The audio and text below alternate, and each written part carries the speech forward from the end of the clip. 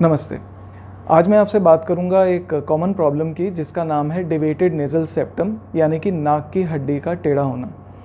अब इशू ये है कि लोग सभी नाक की प्रॉब्लम को एक ही कैटेगरी में डाल देते हैं। एलर्जी, साइनस, हड्डी टेढ़ा होना, जुकाम, खांसी सब एक ही कैटेगरी में डाल देते हैं।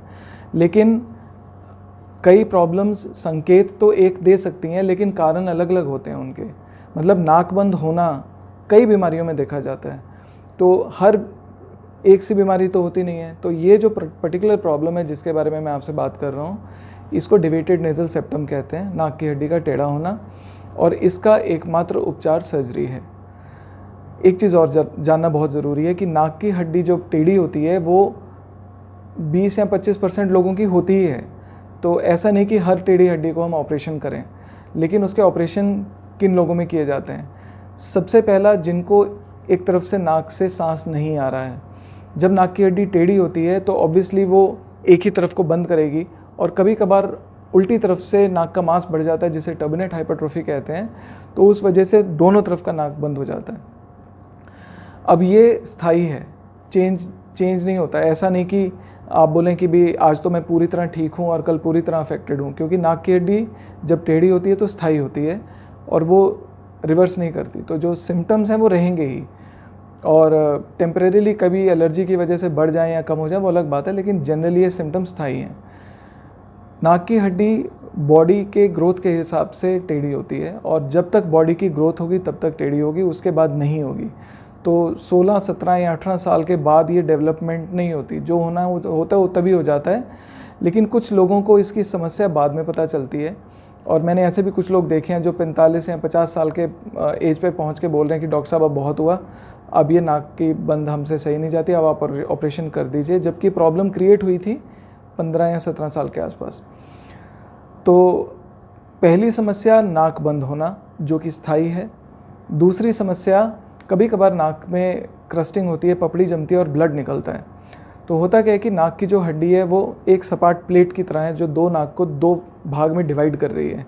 तो कभी कभार टेढ़ा होने से जब आप सांस लेते हैं तो उसके ऊपर की जो स्किन है वो स्किन ड्राई हो जाती है, उस पर पपड़ी जमती है। जब वो खुरन निकलेगा, पपड़ी निकलेगी तो वहाँ से ब्लड निकलेगा।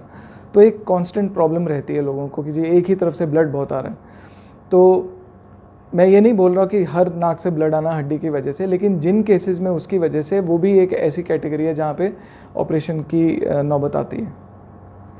और तीसरा कारण है फ्रीक्वेंट नेज़ल इन्फेक्शन, यानी बार बार साइनस की प्रॉब्लम होना। अब ज़ुकाम सामान्य तौर पे किसी भी बच्चे को साल में 5 या 6 बार होगा, और किसी भी एडल्ट को करीबन वयस्क को माने तो करीबन 4-5 बार साल में ज़ुकाम होगा ही होगा। लेकिन जो नॉर्मल वायरल ज़ुकाम है वो 5 या 7 दिन तक रहते हैं, उससे ज़्यादा नहीं रहते, और उनमें सामान्य गोली एलर्जी की आप ले लीजिए, भाप ले लीजिए तो ठीक हो जाएगा।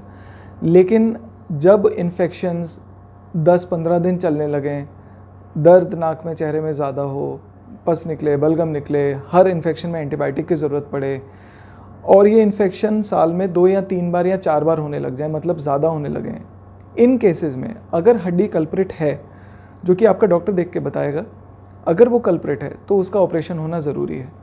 तो मैंने आपको 3 कारण बता दिए। पहला, नाक की हड्डी टेढ़ी होने से सांस में दिक्कत, दूसरा ब्लड आना, और तीसरा फ्रीक्वेंट नेज़ल इन्फेक्शन, साइनोसाइटिस, जिसके लिए बार बार एंटीबायोटिक देने की ज़रूरत पड़ रही है, और वो साल में 3 या 4 बार से ज़्यादा होता होगा।